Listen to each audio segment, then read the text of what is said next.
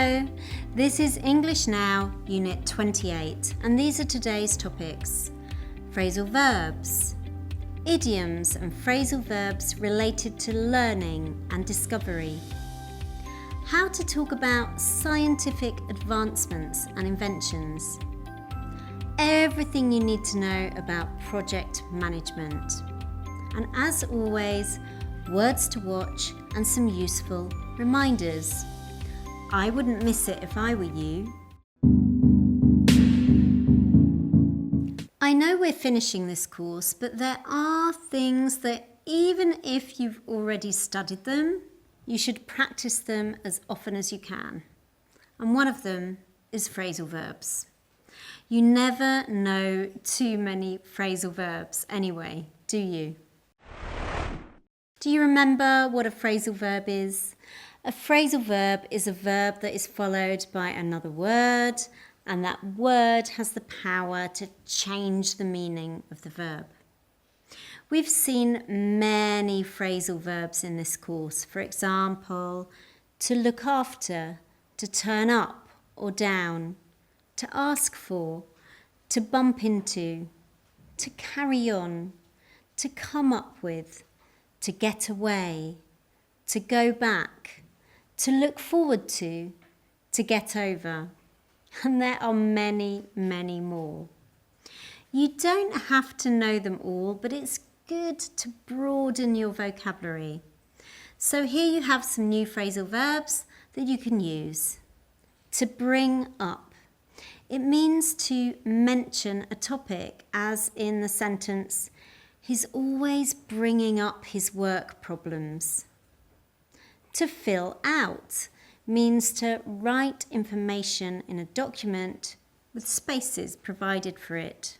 For example, you need to fill out this form to get an appointment.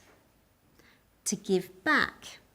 It means to return an object to its owner. For example, you can borrow my car, but you must give it back to me before tomorrow evening. To hold up means to delay. For example, we'll have to hold up the video call. The internet connection is very bad. To make up, it means to invent a story or a lie. For example, I was late for the meeting, so I made up a story about being in a traffic jam. To try on means to put on clothing to see if it fits. For example, can I try this jacket on, please?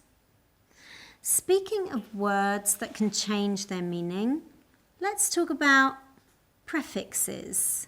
Prefixes are letters that we add to the beginning of a word to make a new word with a different meaning. They often give that word the opposite meaning, or they make it negative.